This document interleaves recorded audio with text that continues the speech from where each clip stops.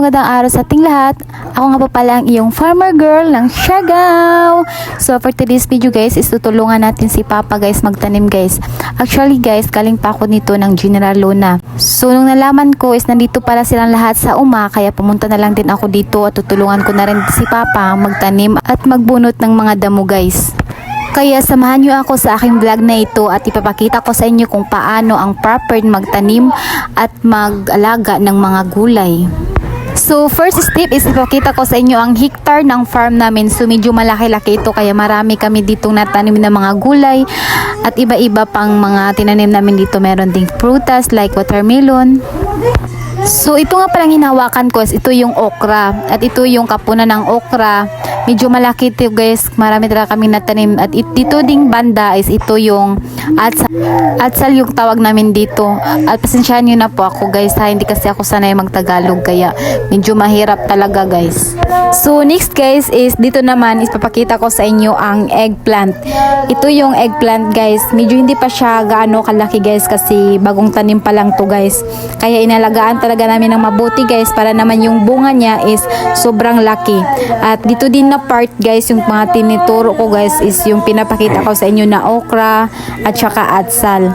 At dito naman yung talong guys. So pag mag-harvest na kami guys is ipapakita ko sa inyo kung mag-harvest na kami, kung malaki ba talaga or maraming bunga. Kaya kung gusto nyo makita guys, mag-subscribe na kayo sa YouTube channel ko guys. So dito naman banda guys is dito namin tinanim yung watermelon guys. Medyo maliit pa talaga siya guys kasi 1 week pa lang siya guys. So ito yun guys oh. Pag mag-harvest na kami guys, ipapakita ko din sa inyo guys.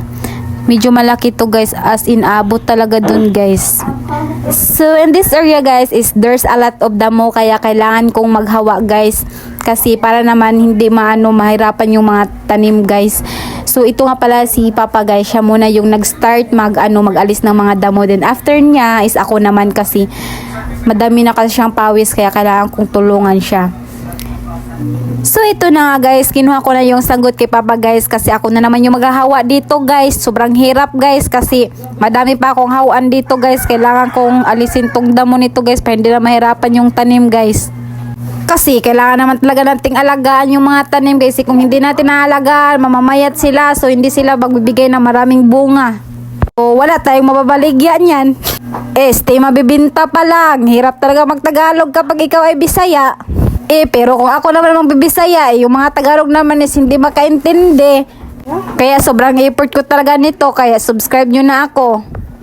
O baka mag-comment na naman dyan na yung outfit ko is ganito. Dito kasi talaga ako kapag maghawa. Kailangan naman maganda talaga.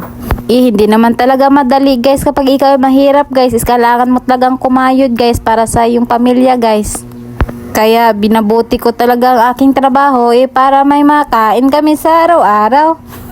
Kahit na ako ay pagpapawisan is kailangan ko itong babaliwalain. Kasi ganito naman kasi ang buhay ng mahirap. Kaya kumayod talaga ako guys.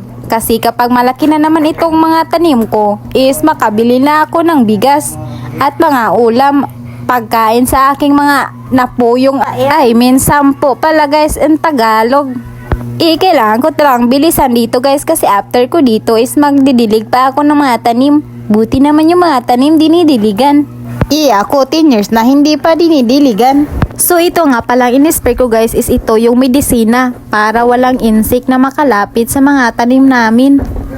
Sobrang sakit na talaga ng balikat ko guys kasi ito naman is napakabigat.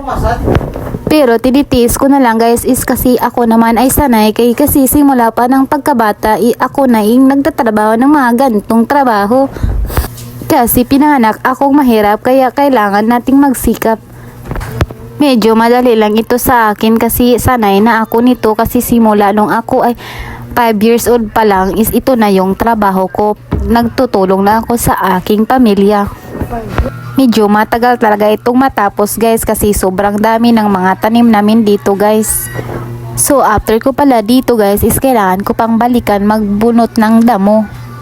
Kasi hindi pa ako tapos doon at ito na lang yung inuuna ko kasi baka magabihan kami. Kaya hindi ko na lang iniisip yung pagod guys kasi kung iisipin mo hindi ka talaga matatapos niyan kaya ini-enjoy ko na lang yung pag-i-spray ko dito. Masaya naman ako sa aking trabaho kasi ito yung nagpapasaya sa akin. Masaya talaga akong mag-alaga ng mga gulay guys. Kaya sure din ako na masaya din ang mga gulay kasi inaalagaan ko sila. Kung sila ay makapagsalita, sure ako na nagpapasalamat talaga sila sa akin. So masaya talaga ako guys kasi natapos ko na mag-spray kaya bumalik na lang din ako dito sa paghahawa guys kasi hindi ko pa tapos kasi sobrang dami pa ng mga sagbot na kailangan kong linisin. So time check pala guys is 5 PM na pala ito ng hapon guys. Kaya binibilisan ko na talaga kasi baga kami ay magabi iyan. O tingnan nyo guys is napakataba talaga ng mga tanim namin dito kasi inalagaan sila at inabunuhan pa namin yan. Baka hindi nyo alam ang abono yan ay yung fertilizer in English. At ito nga pala yung papa ko guys, kinuha niya yung kahoy kasi gagamitin niya yan sa tanim. Dito talaga sa probinsya guys is kailangan talaga magtutulungan guys. As you can see guys is pagod na talaga ako niyan guys kaya binilisan ko na lang guys. Mahirap man ako, kailangan kong kumayod para hindi tayo palaging mahirap lang. Habang tayo'y buhay, kailangan nating magsikap. Dahil hindi man tayo'y palaging mahirap. Kapag tayo'y nagsisikap, tayo ay may pag-asang yumaman. Kaya manalig lang, huwag mawalan ng pag-asa.